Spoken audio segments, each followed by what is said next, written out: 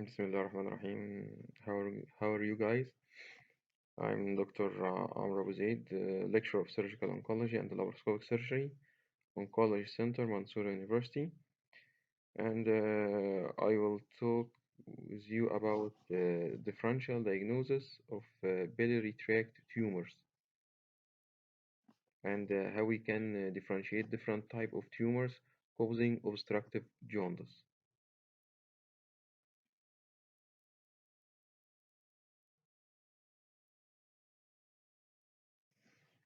First, we should know the causes of obstructive jaundice. As you know, we have intrahepatic causes and extrahepatic causes of obstructive jaundice.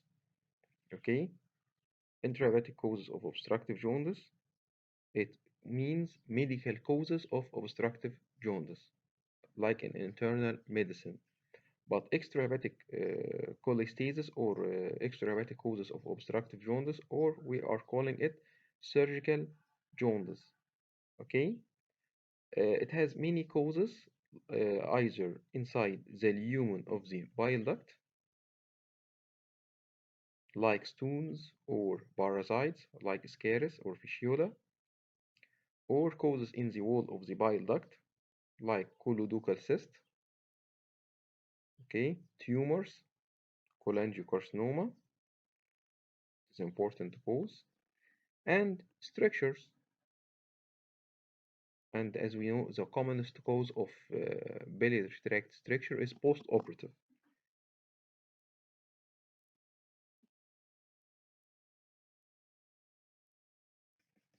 Or causes outside the bile duct, like cancer rate of pancreas or metastatic lymph node at porta hepatis.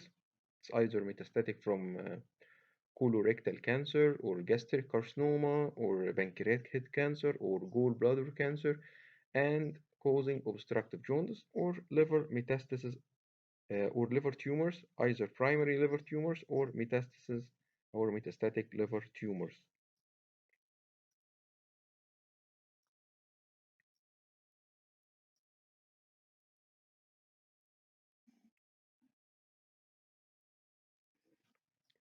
What is the presentation of an obstructive jaundice?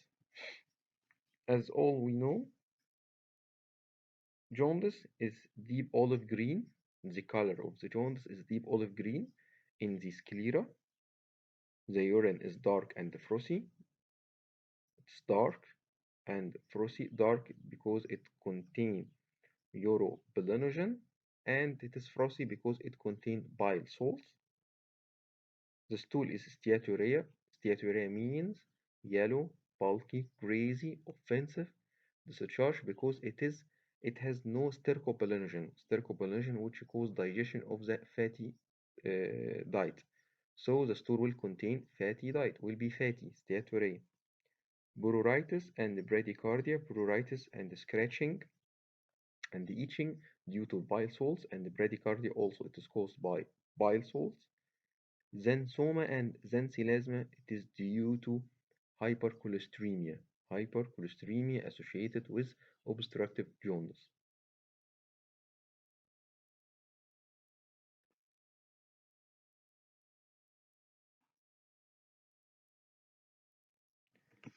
First type of oncological causes of obstructive jaundice.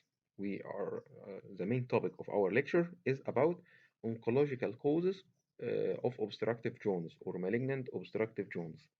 We have many causes. The most common is pancreatic head cancer. Pancreatic head cancer.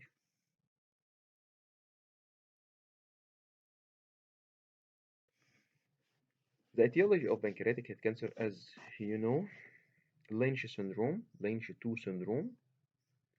Lynch 2 syndrome, it is associated with colonic and extracolonic cancer, which mean family have positive history of colon cancer and other extracolonic cancer like breast, like thyroid, like uterus, like ovarian carcinoma. Betz-Jeger syndrome. Betz-Jeger syndrome, it is hamartomatous polyps. This patient has polyps, colorectal polyps, which is hamartomatous. Hamartomatous means haphazard arranged under the microscope. The tissue are haphazardly arranged under the microscope. Okay, it is not hyperplastic polyps or benign adenomatous polyps. It is hamartomatous polyps. And this syndrome is characterized by orocatinous melanosis, or melanosis in the external genitalia. BRCA2 mutation, mutation in breast-related cancer antigen 2, which is related also to breast cancer incidence, cigarette smoking, alcohol consumption, diabetes mellitus, fatty diet and high protein diet, and chronic pancreatitis. These are the etiology of pancreatic head cancer.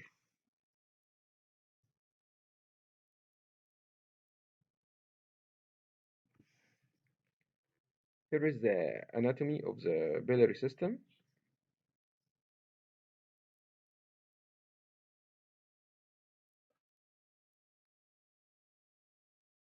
We have here the liver, as we know.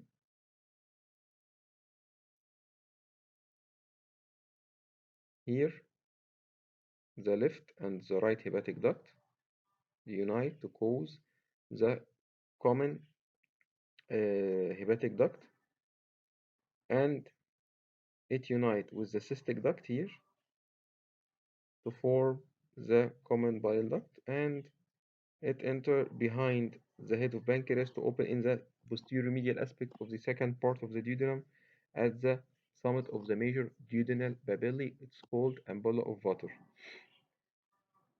Here, this is the pancreatic duct,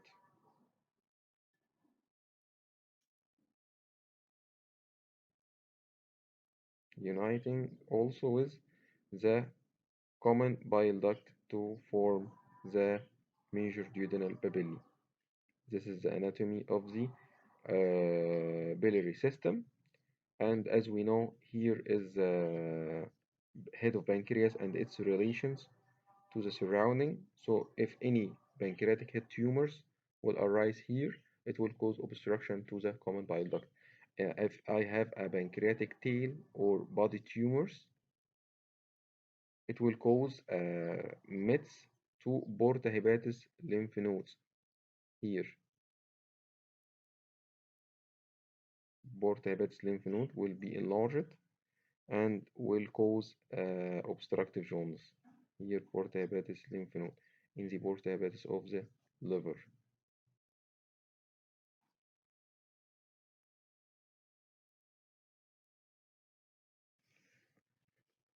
What about the pathology of the pancreatic head cancer? 70% of the pancreatic head tumors or pancreatic tumors arise in the pancreatic. It is the commonest type of pancreatic tumors. According to the staging, as we know, TX tumor can't be assessed. TIS tumor carcinoma in situ, which means the epithelial cancer not invading the basement membrane. T1, the tumor is limited to the pancreas, but it is below 2 cm in greatest dimensions.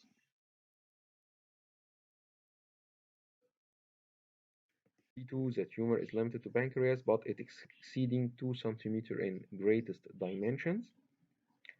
T3, the tumor extending beyond the pancreas, but without any vascular relations. It didn't involve any vessels, either the celiac axis or the superior mesenteric artery. T4, the tumor invading the celiac axis or the superior mesenteric arteries. So T4 means in pancreatic cancer, it invades a vascular structure like the celiac artery or the superior mesenteric artery. It is a risky or advanced tumor. As we know, if you are going to treat or do surgery for this patient, you should do a vascular resection and anastomosis.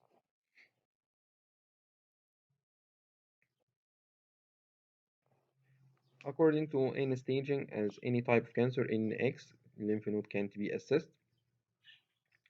In 0, there is no lymph node. In 1, there is a regional lymph node metastasis. M staging, M0, there is no distant metastasis, there is distant metastasis, and M1, there is distant metastasis.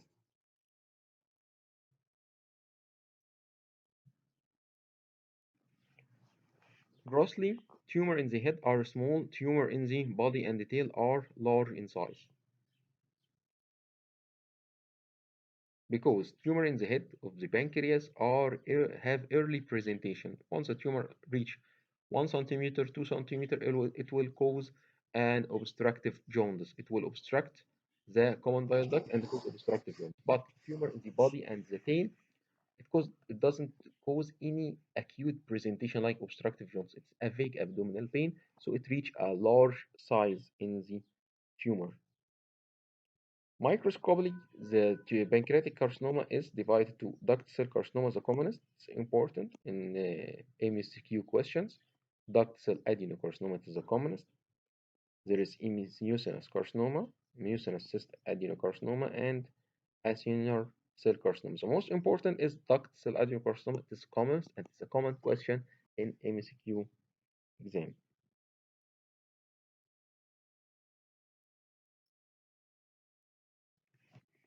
According to the spread, like any all of you know the pattern of the spread of any tumors: direct spread to the surroundings, pancreas, to the duodenum, to the stomach, to the liver, to the retroperitoneal structure, lymphatic spread regional to the celiac lymph node, blood spread to the liver, lung, wound, brain, and transcoelomic or transperitoneal implantation if you are taking in any biopsy from the pancreas.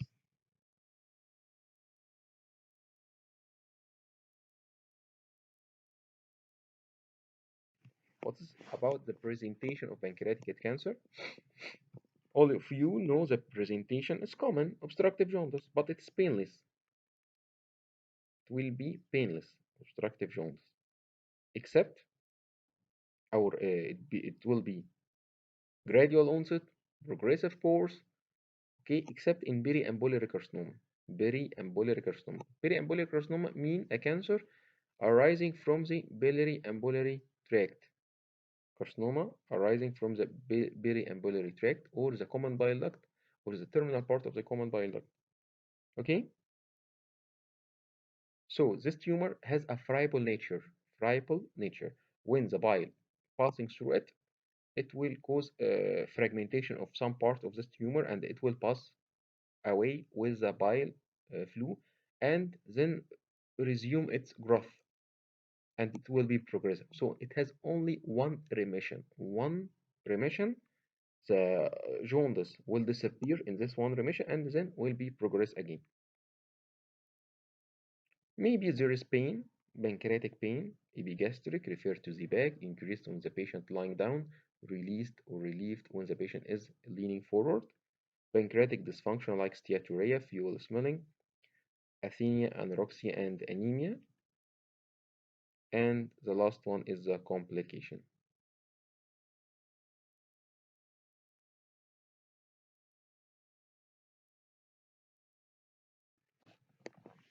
When you are examining a patient with pancreatic cancer, you should do the general examination and the local examination. As regarding the general examination, test fixed items for any type of cancer, low-grade fever, because the tumor has some sort of virugens causing low-grade fever, any type of cancer. Of course, deep olive green jaundice in the sclera of the skin, anemia and weight loss. It is not specific. Tourwoisier sign. Tourwoisier sign mean enlargement of the left supraclavicular lymph node or Virchow's lymph node. Enlarged if we have any abdominal cancer. Trochu sign, it means we have superficial thrombophlebitis of the lower limb veins. It is common with any type of cancer, especially with gastric carcinoma. Trochu sign. The explanation of hyper or superficial thrombophlebitis, there is a hypercoagulable state with any type of cancer as a part of a paraneoplastic syndrome. So this patient will develop hypercoagulability in the form of DVT, superficial thrombophlebitis, which is called Trochu sign. And the patient may have edema of the lower limb. It is due to IVC obstruction. This means it is pancreatic cancer has compressed the IVC. The IVC is behind the portal vein, which is behind already the pancreatic head. When you have a patient with pancreatic cancer with bilateral edema lower limb, this means it is a grave sign or advanced stage of pancreatic head cancer.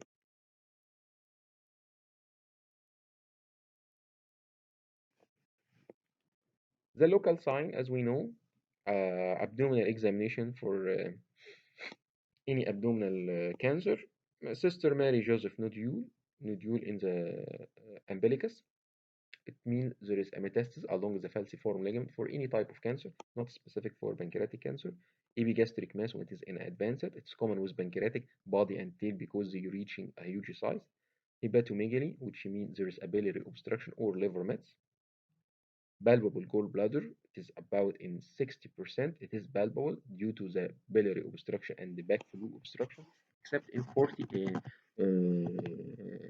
percent of cases it will be not palpable or enlarged. Either this gallbladder is contracted by chronic cholecystitis, either there is a lymph node in the lymph node of Lund in the callow triangle obstructing the gallbladder. Splenomegaly, because the splenic vein, not splenic artery, splenic vein running behind the body and the tail of the pancreas, and it will maybe compressed by the tumor and causing a splenic vein thrombosis and splenomegaly. Ascites, of course, and by BV and BR, as any type of cancer, we can palpate nodules in the Douglas pouch or Krockenberger tumor. Nodules in the Douglas pouch, it is clinically by rectal shelf of Plummer, and bilateral ovarian tumors, it is called a Krockenberg tumors. When you are palpating a bilateral ovarian tumor, it is called a Krockenberg tumors.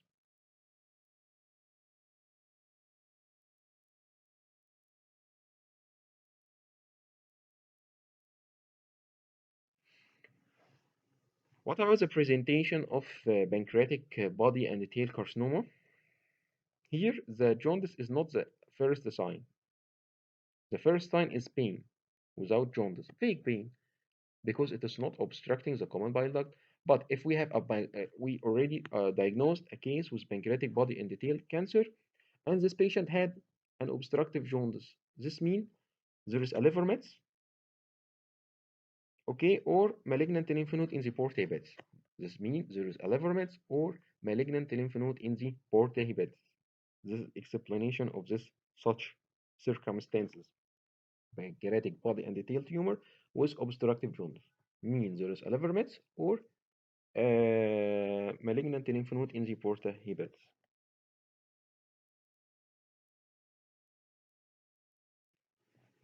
The investigation for pancreatic carcinoma, either head, body, tail, laboratory investigation, liver function, stool analysis for steatorrhea, urine analysis, dark and frothy, and of course tumor marker. It's important. CA 19-9 or carcinoembryonic antigen or LDH to exclude the lymphoma, because pancreas is a common site of lymphoma or extranodal lymphoma, the pancreas, because it is hugely supplied with lymphatic tissue.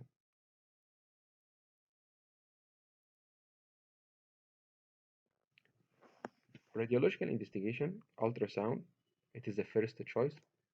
It's important in MCQ. We have an abdominal cancer. The first choice, ultrasound. It is an outpatient maneuver. It does not need any prerequisites or preparations for the patient, except maybe fasting and the urine should be retained only. Abdominal CT, of course. And if you are suspecting any vascular encasement or vascular involvement, it could be CTA, computerized tomography with angioscan. Bariamil, it is obsolete now, and ERCP cholangiogram for biliary system assessment. Other investigation, endoscopy and endoscopic ultrasound, EUS, or endoluminal ultrasound, the same abbreviations. Biopsy is contraindicated in pancreatic tumors, except in two circumstances. If you suspect a lymphoma, you can take a biopsy.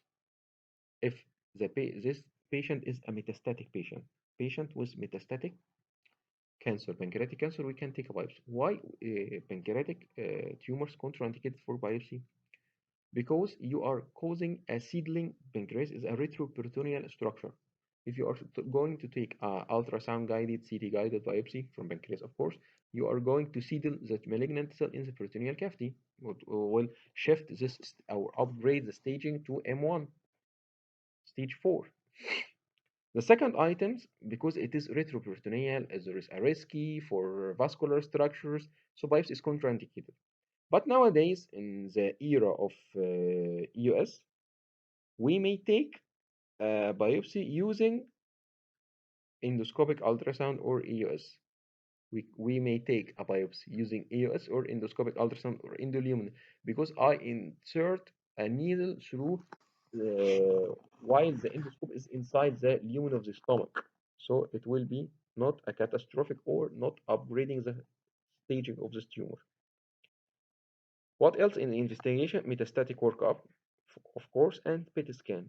PET scan, as you know, it is standard preoperative staging for any patient diagnosed with cancer, any type of cancer.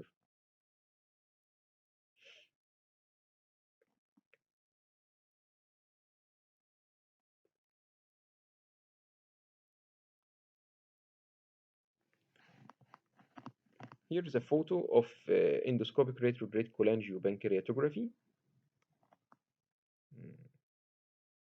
or ERCP. Here is the endoscope. It's running. To enter the second part of the duodenum, we insert a needle here to insufflate, to cause dilatation of biliary system. Here's the needle, and we inject the contrast. It's augmented photo here to pass the contrast inside the biliary system and the pancreas.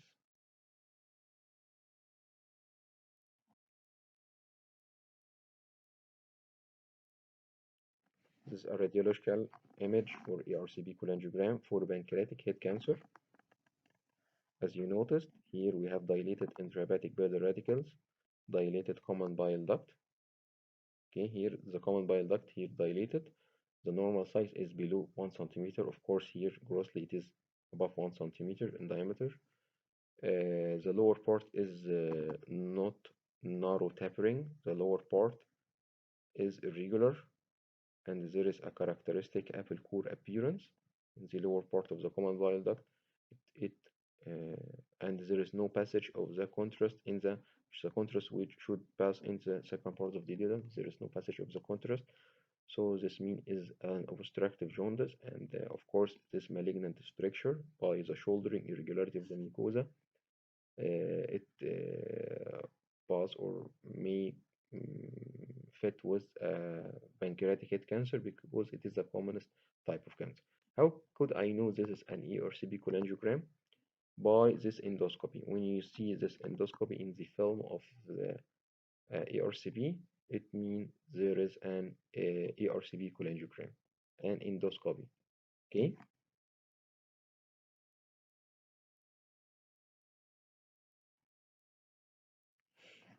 This is a CT image for pancreatic tail cancer. Pancreatic tail cancer. Here is the pancreatic tail. The pancreatic head is here. Here is the tail of the pancreas. This is the right kidney. This is the left kidney. Sorry, this is the right kidney and this is the left kidney. This is spleen, the liver. We have here multiple liver mets from pancreatic tail carcinoma. This is the pancreatic tail carcinoma.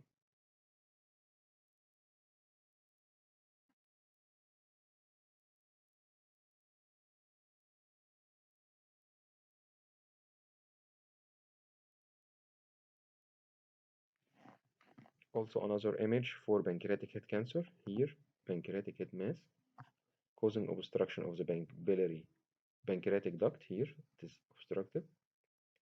Obstruction of the common bile duct from here to here. So pancreatic duct dilated here, obstructed and dilated. Pancreatic head mass, and here there is a common bile duct are also dilated for pancreatic head tumors or cancer.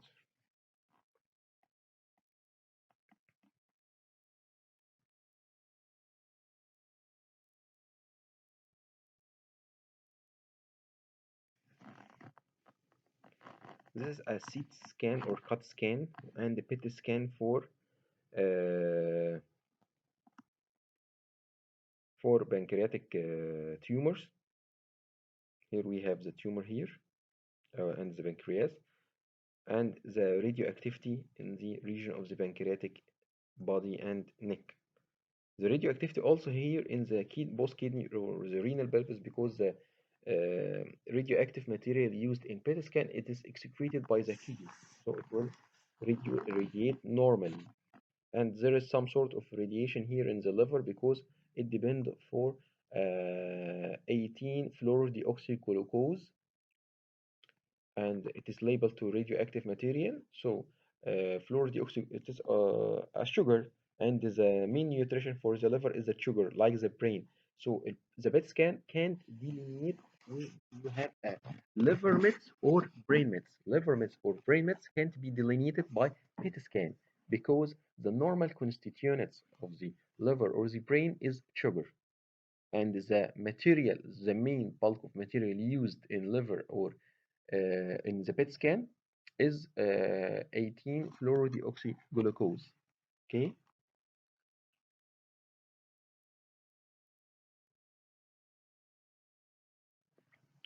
this is also an EUS image for pancreatic head cancer. This is the lumen of the stomach, and this is a tumor in the wall. This is a tumor in the wall. Like here is the thickness of the tumor.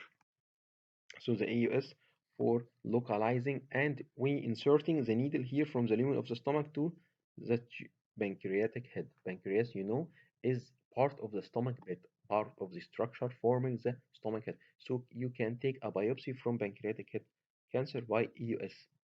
It is an innovative method for biopsy. You can take a biopsy, and we are doing it in our university in internal medicine in hepatology department in internal medicine.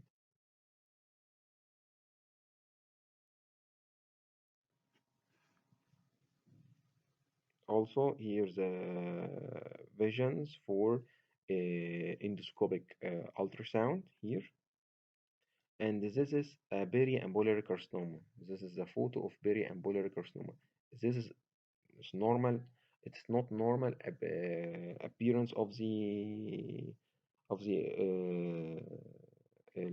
normal ampulla of the ampulla of water. It's not normal appearance, but this growth overgrowth in the ampulla of water. It is characteristic of periambulary carcinoma.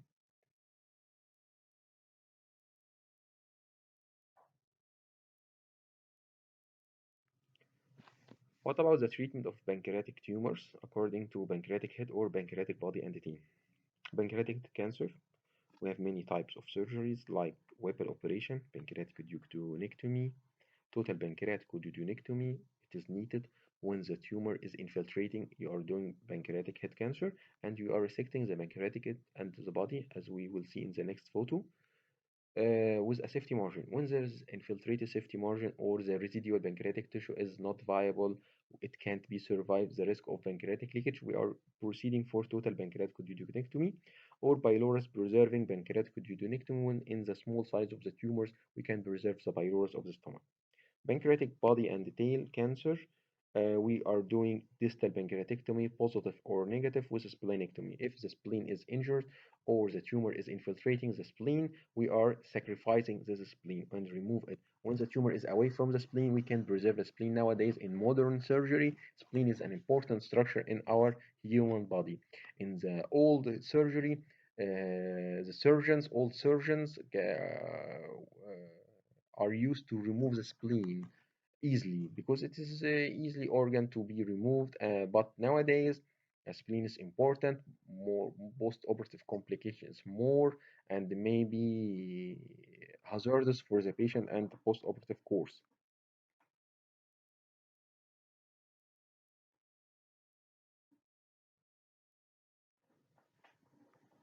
This photo of the Whipple operations, here's the pancreas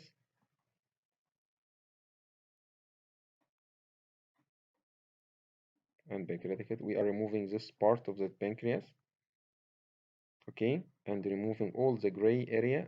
Gray zone is removed. Second part of the duodenum and the pylorus will be removed, and reconstructing the pancreas to the remaining gastrointestinal tract. So the remaining of the pancreas is reconstructed to jejunum.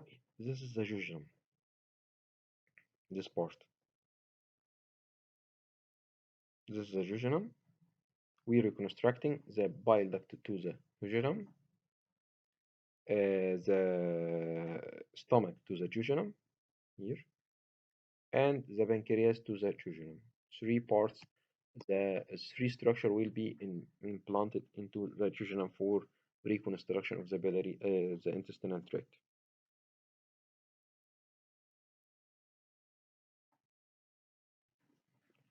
Pylorus preserving pancreatectomy, we are preserving the pylorus. The same items for pancreatectomy or Whipple operation, but we are preserving the pylorus, not removing the pylorus. We are preserving it, okay?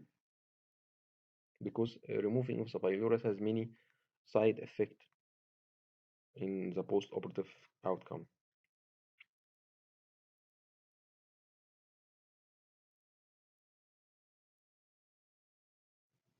If you have patient with inoperable pancreatic cancer, either the patient generally unfit or that this patient with distal metastasis, but he has an obstructive jaundice or severe pain, or the patient refuses surgery, or the tumor is irresectable. We have many problems. The first problem is the bile duct obstruction. The patient has elevated serum bilirubin, jaundice up to 30, 40. It is risky for his brain. Gut obstruction causing intestinal obstruction. It is risky, of course. Have severe pain and adjuvant therapy like chemotherapy and radiotherapy.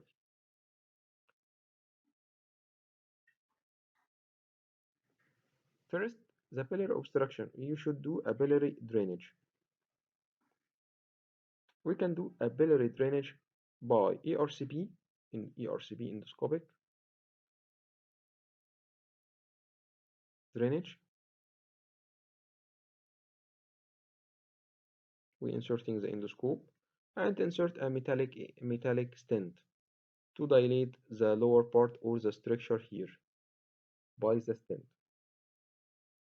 Or if this ERCP is not available, the obstruction can't be dilated, the patient not fit for endoscopic, we can do it ultrasound guided drainage by inserting the catheter inside the liver. It's called percutaneous approach or PTT, percutaneous transhepatic drainage.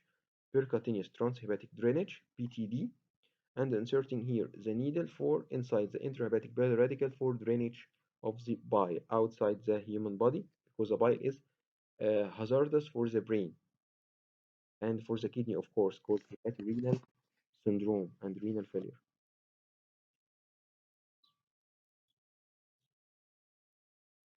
According to the gut obstruction, we can insert an endoscope and insert also an stent inside the second part of the duodenum and the pylorus to overcome the obstructing tumors and allow the passage of the diet and any gastrointestinal tract along its normal pathway in this gut drainage. So we treated the biliary tract obstruction, we treated here the gut obstruction. Also, if you have no stent, because duodenal stent, it is expensive and not available, the old school is doing gastrojejunostomy, anastomosis between the stomach and the jejunum. Gastrojejunostomy, it is anti-grade or retrograde in the posterior wall of the stomach here. and to bypass the obstruction or the obstructing tumor in the pancreatic. It's a gastrogenot. It is easy. It can be done either open or a laparoscopic approach.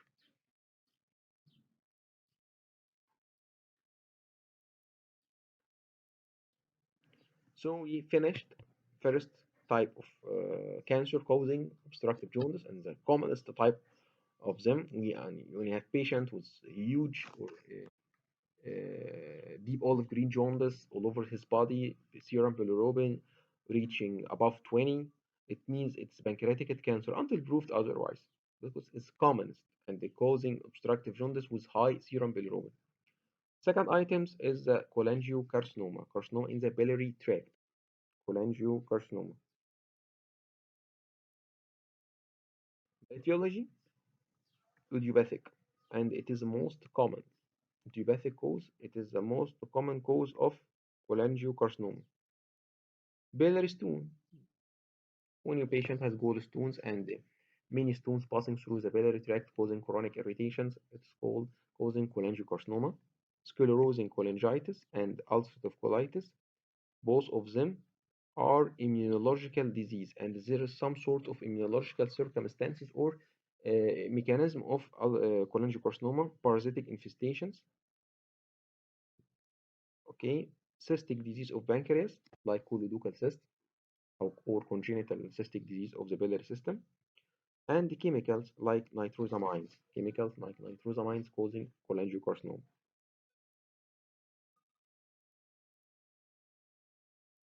Classification of cholangiocarcinoma according its location. The commonest is proximal cholangiocarcinoma, about 60%, and it is called clade skin tumor. It's important in MCQ question. Clade skin tumor, tumor in the proximal part of the proximal cholangiocarcinoma.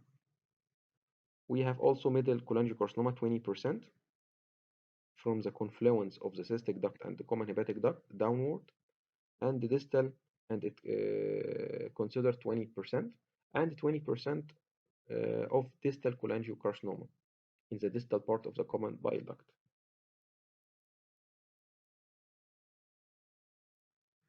Here in this picture, we have cholangiocarcinoma extrahepatic and intrahepatic. Intrahepatic cholangiocarcinoma arising through the intrahepatic biliary radicals. Extrahepatic cholangiocarcinoma arising from the extrahepatic bile duct. This is the extrahepatic from here to here. So either proximal, middle, and distal. Proximal, middle, and distal. It is a classification for extrahepatic cholangiocarcinoma.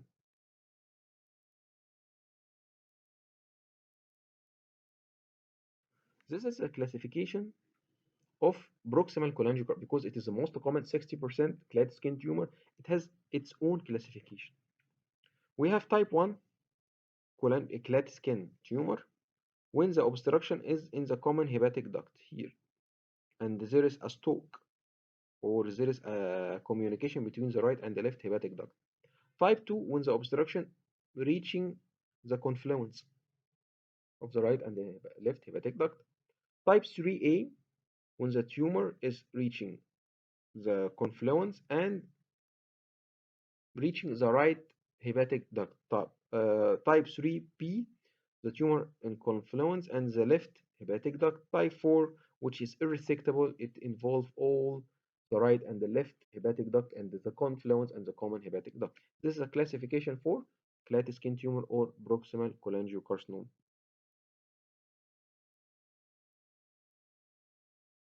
What is the presentation? Of course, it will be obstructive jaundice, painless obstructive jaundice, and abdominal pain.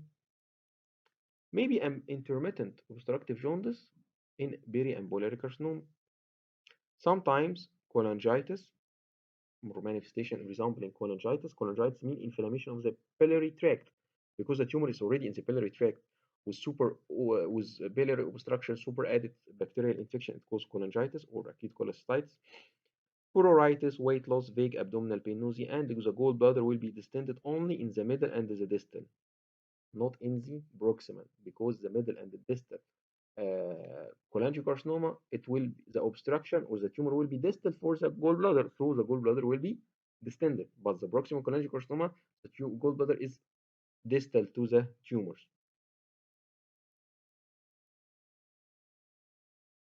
The investigation will be the same, but here we have what's called a PTC, percutaneous transhepatic cholangiography, percutaneous transhepatic cholangiography, or PTC. This is a photo for a PTC. We inserting a needle here inside the biliary tract, which is dilated by the obstructive jaundice, and inject a contrast.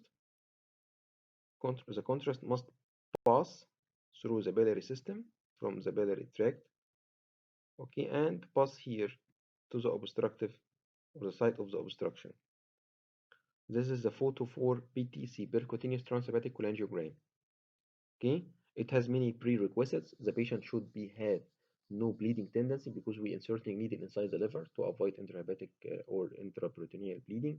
The patient should have dilated biliary radical, so we can point the needle inside the dilated biliary duct. This is an image for PTC with the needle inserted. Okay, there is a rest of the contrast here. Okay, there is a rest of the contrast here due to obstruction by the cancer. Other photo, here is the needle and we inject the biliary system, and here the contrast arrested here. This is the remaining part of the common bile duct. There is no contrast because there is a proximal cholangiocarcinoma or classic skin tumor. How did we know this is a PTC, not ARCB? There is no endoscope. Here we have a needle only, no endoscope.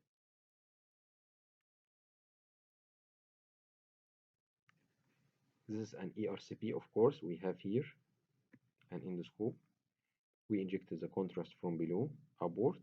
There is a rest of the contrast here. And some contrast have trackled. But there is here is a rest or shouldering. This is a proximal stricture, malignant stricture in the proximal part of the common bile or the proximal part of the biliary system. The most commonly proximal cholangiocarcinoma or classic skin tumor, 60%. There is no other cause for stricture here.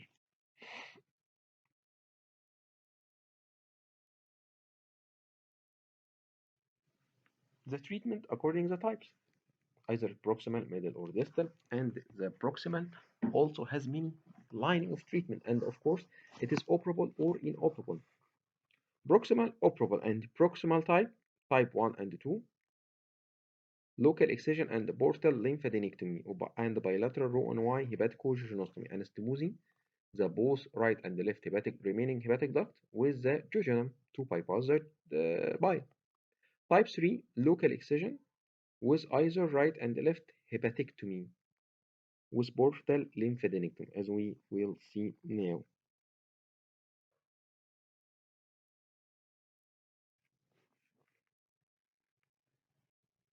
So I removed the common bile duct biliary system, and remaining right and left hepatic duct will be anastomosed with the jejunum, right and left Rho on Y hepatico-jejunostomy. This is the jejunum, this is the Rho on Y, Rho on Y. This is the letter Y, and Rho the anastomose, the Rho limb. This is called Rho limb, and Y the letter Y. And this is the suturing of the right and the left hepatic duct with the jejunum, the type 1 and 2.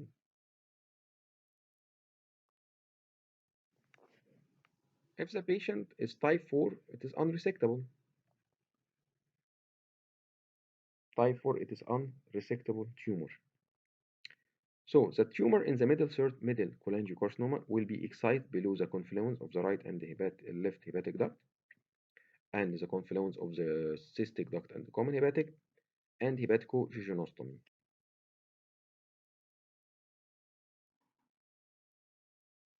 Tumor periambulary, it will be treated like pancreatic head cancer because it is near in the pancreatic head. It will either Whipple operations or pylorus preserving pancreatic duodenectomy. Okay, Whipple operation or pylorus preserving pancreatic duodenectomy.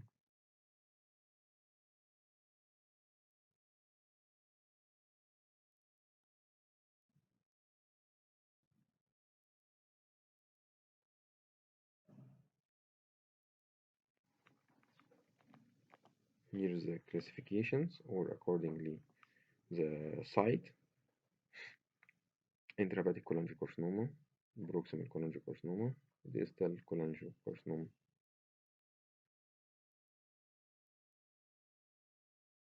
Here, distal cholangiocarcinoma, like pancreatic cancer, the treatment will be the same.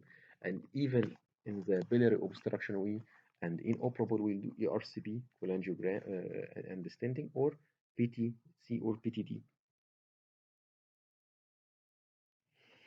Like we told you before, for inoperable cases and hilar in the confluence of the right and the left hepatic duct, we are doing PTD with endostent, hepatocogenostomy, or photodynamic therapy.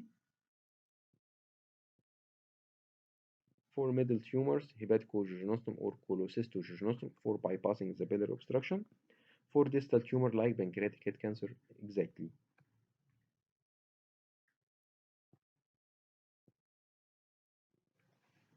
This is a cholecystogenostomy. We are anastomosing the gallbladder with the jejunum. When there is an obstruction here, we can't reach the site of the obstruction. Cholecystogenostomy, like gastrogenostomy. All bypass will be rho on Y to avoid passage of the uh, food inside the gallbladder.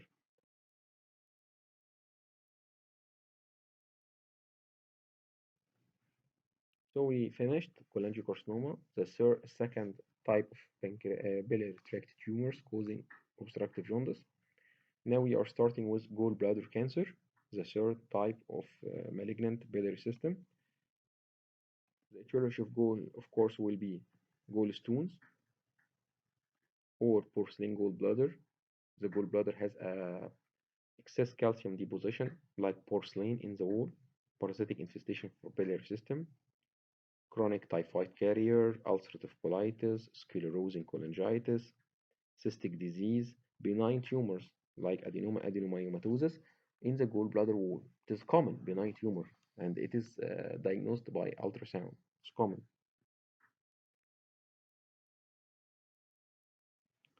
Like any type of pathology, we have diffuse infiltrating or mass or ulcerating nature. At the microscope, it will be adenocarcinoma or squamous or neuroendocrine. So adenocarcinoma because it's columnar epithelium.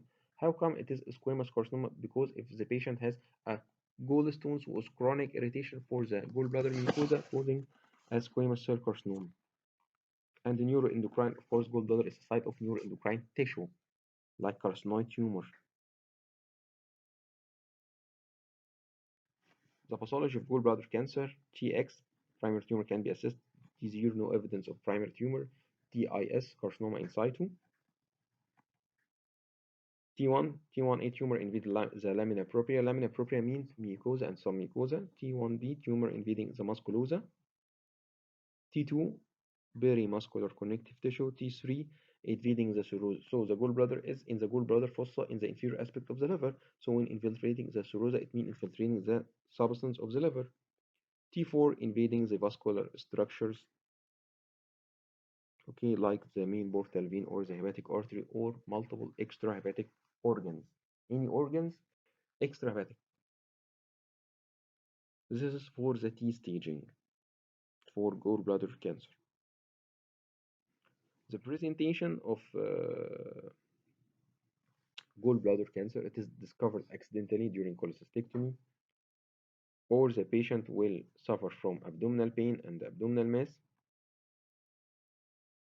or the patient will have an obstructive jaundice, like we said before, when there is a metastatic lymph node in the porta hepatis obstructing the biliary system. The investigations will be the lab, liver function test, and the tumor markers, the radiology, ultrasound, CT and MRI, oral cholangiogram. Biopsy will be ultrasound guided biopsy and metastatic workup as any type of investigation. The treatment, like any cancer, operable and inoperable. Operable T1 tumors limited to the mucosa, it will be caused by simple cholecystectomy. But gallbladder cancer, it is a cancer type of cancer which present in advanced stage. Rarely we can see gallbladder cancer in early state unless it is incidentally discovered. Patient went to do a laparoscopic cholecystectomy or open cholecystectomy and the gallbladder removed and sent for pathological examination, and he did found a microcarcinoma or carcinoma inside or tumor invading the surface epithelium in stage 1 T1 simple cholecystic, T2 radical cholecystic, which means removing the gallbladder surrounding tissue of the liver and portal lymphadenectomy. T3 either radical cholecystectomy or right hepatectomy, removing the right lobe of the liver, and the meaning of extended, we removing the caudate lobe of the liver, caudate lobe of the liver with the right liver lobes. T4 extended right hepatectomy, removing the four segment of the right lobe of the liver with one segment of the left, extended right hepatectomy, because the gallbladder is in the gallbladder fossa in the junction between the right and the left hepatic loops according to the surgical division of the liver loops. And the reconstruction will be hepatico-jejunostomy. Hepatico-anastomosis the right and the left hepatic duct with the jejunum, like we saw in the cholangiocarcinoma.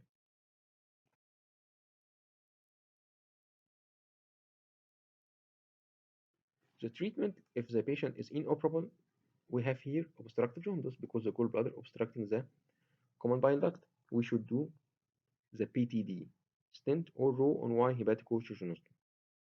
We can't do here cholecystojejunostomy. PTD, percutaneous transhepatic drainage, biliary drainage, or hepaticojejunostomy. We can't do cholecystojejunostomy because the tumor is already in the gallbladder, so it's obstructed. We can't bypass from the site of the tumor. Okay, and of course the patient will have his adjuvant therapy like chemotherapy and radiotherapy. Here is the biliary drainage, okay, like PTD catheter or a gallbladder.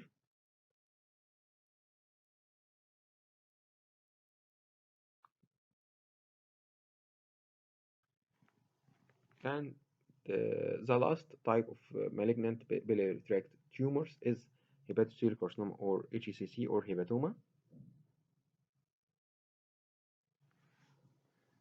As all of us know the etiology of the hepatoma, hepatitis C and B, aflatoxins in the poorly stored grains, okay, and the nuts, immunosuppressive like patient of transplant, cytotoxic substance, vinyl chloride. It was used in radiology, radiological contrast, metabolic disease like Wilson or hemochromatosis, liver cirrhosis, and liver cell adenomas.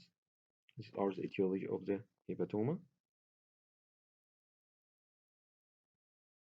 The pathology, the right lobe is common than the left because it is more bulky.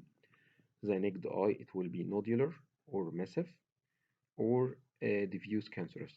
Fibrolamellar is a variety of the massive. Fibrolamellar is common MCQ questions. It is a variety of massive hepatocellular carcinoma. So fibrolamellar carcinoma, it is a variety of massive type and has certain criteria. It is common in young female, in non-cirrhotic liver. It is common in the left liver lobe. It is not associated with elevated serum alpha-fetoprotein. These are the criteria of massive type of fibrolamellar hepatocellular carcinoma. The microscope, we have malignant hepatocyte with little stroma and vascularity. Like any type, malignant hepatocyte, little stroma and high vascularity, of course, for cancer.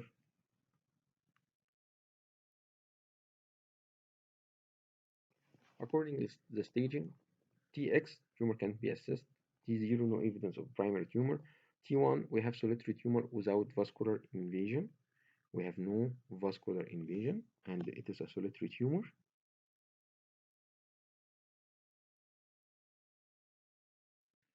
T2, it's still solitary, but with vascular invasion, or multiple but below 5 centimeter. Multiple below 5 centimeter. T3, multiple above 5 centimeter, or involving major vessels, not small vessels. Vascular invasion means small vessels here, major vessels, hepatic artery or portal veins. T4, it is invading any structure other than the gallbladder. Like we said in the gallbladder cancer, T4 in gallbladder cancer means invading extrahepatic structures. Here, T4 means invading any extra or any extrahepatic structure rather than gallbladder, because gallbladder is it is considered some or part of the hepatic structure. Okay, for the T staging. The presentations, the patient is either asymptomatic, accidentally discovered during routine abdominal ultrasound. It's common. It's common presentation. It is a silent tumor. All the patient came come with presentations like abdominal pain in the right hypochondrium, mass, or a patient known to be a hepatic patient with liver cirrhosis, liver cell failure, and has a rapid deterioration within 1 or 2 weeks.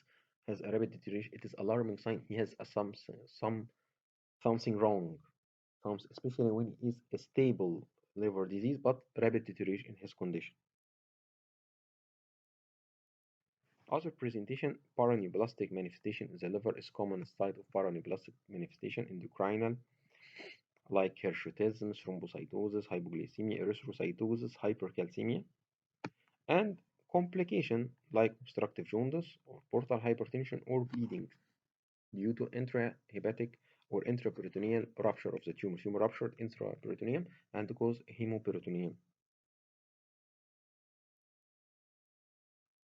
The presentation, like any type of cancer, the routine lab and viral markers, hepatitis B markers, and the tumor markers alpha fetoprotein.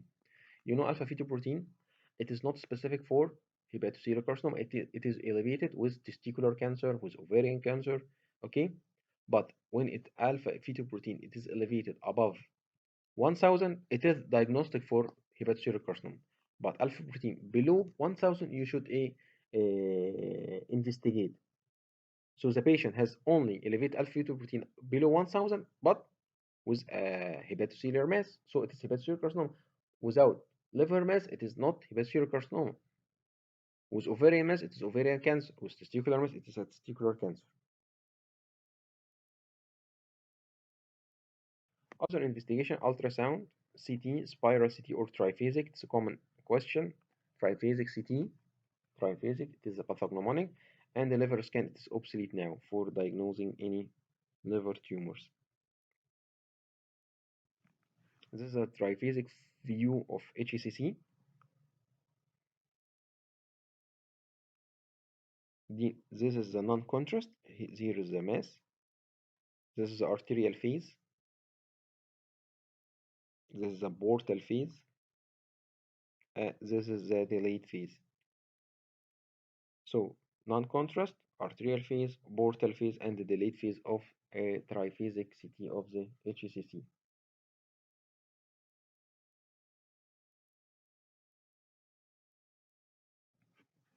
Here also we have huge hepatocellular carcinoma occupying the central part of the liver, left lobe of the liver and the right lobe of the liver.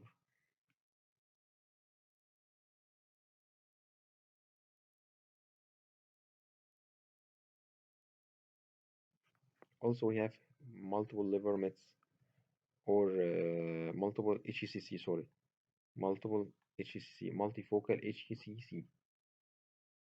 It is a triphasic CT image.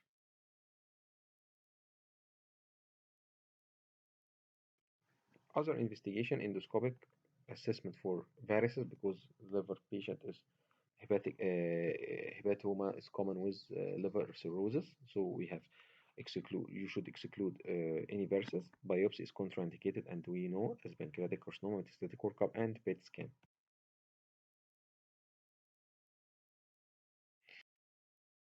The treatment, either it is operable or inoperable tumors. Operable, we have either hepatic resection or liver transplantation. When we choose from either line of treatment or surgery, hepatic resection, the patient should be child A, which means the liver reserve is adequate. We remove a tumor with the remaining surrounding liver tissue, and leave the patient with a residual liver tissue. It should be functioning well. So the patient should be child A. And the tumor size, of course, it is below 5 centimeters. Okay, so the conditions or the indication is good liver reserve. Liver transplantation according to Milan criteria. According to Milan criteria. Milan criteria means the tumor should be localized to the liver and there is no nodal metastasis, there is no distant metastasis, the tumor is below 5 centimeters in size, and or multiple tumors every but below 3 in number, and the largest is below 3 size. Okay, again, Milan criteria means the tumor should be localized to the liver. There is no nodal metastasis or distant metastasis. First of all, it is a local disease, not distant metastatic.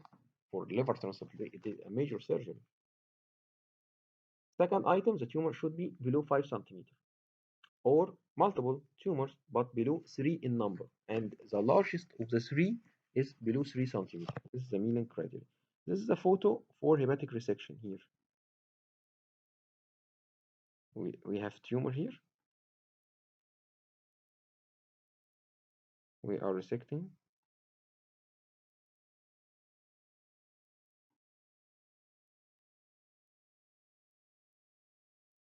With a safety margin. This is a residual liver tissue. This the liver tissue is normal. There is no cirrhosis in this liver tissue. This is normal liver tissue. So the criteria, as we told you before, the Milan criteria, the solitary tumor below 5 centimeter or multiple below 3 in number, each one below 3 centimeter in size, absence of vascular, nodal, or distal metastasis.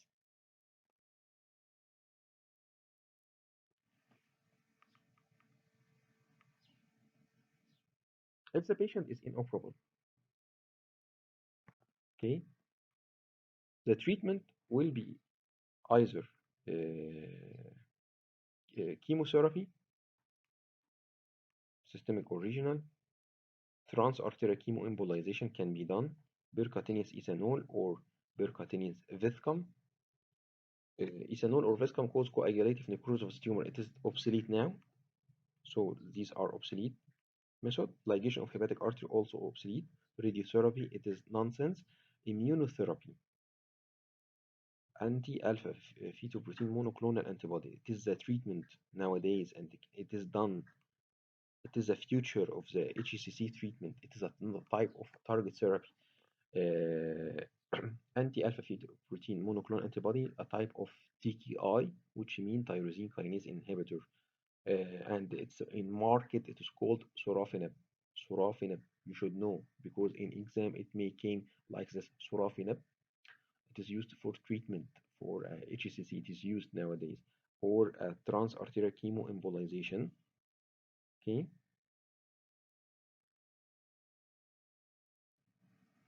or in situ ablation. In situ mean you are attacking the tumor in situ, in his place. Either cryo by freezing it, or hyperthermia by heating it. High intensity ultrasound, laser ablation, microwave, all can be done. But what it is done routinely is radio frequency ablation.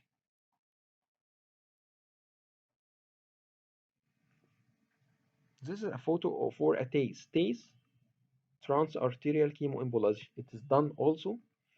We insert a catheter through the femoral artery, and it will pass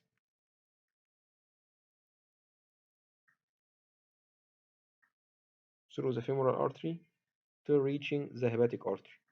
And we inserting the chemotherapeutic agent inside the tumor. direct through the hepatic artery. Its principle it is to attack the tumor directly and causing its necrosis directly, alleviate the rest of the body from the side effect of the chemotherapeutic agent, and you can use a high dosage of chemotherapy, whatever the patient general condition.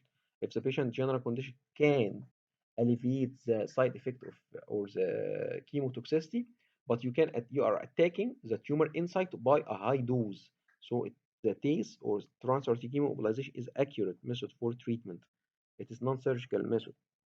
Surgical is hepatic resection or liver transplantation. Or radiofrequency ablation, like we are using a probe, the radiologist. Trans-arterial chemoembolization and radiofrequency ablation, it is done by radiologist, non-invasive radiologist, this method. We are using a probe of ultrasound. It may be done without operations, guided or open surgery. Here, guided by ultrasound probe, and we inserting the needle inside the tumor size. Okay, and it has many prerequisites. The tumor should be below 7 centimeter in size, away from the porta hepatis, because radio frequency cause structure to the porta hepatis structure, like common hepatic artery, portal veins, or common bile duct. And the tumor should be below 7 centimeter because the size or the diameter of the radiation is 7 centimeter. So it attacks the tumor when it's below 7 centimeter in size. This is a radio frequency ablation.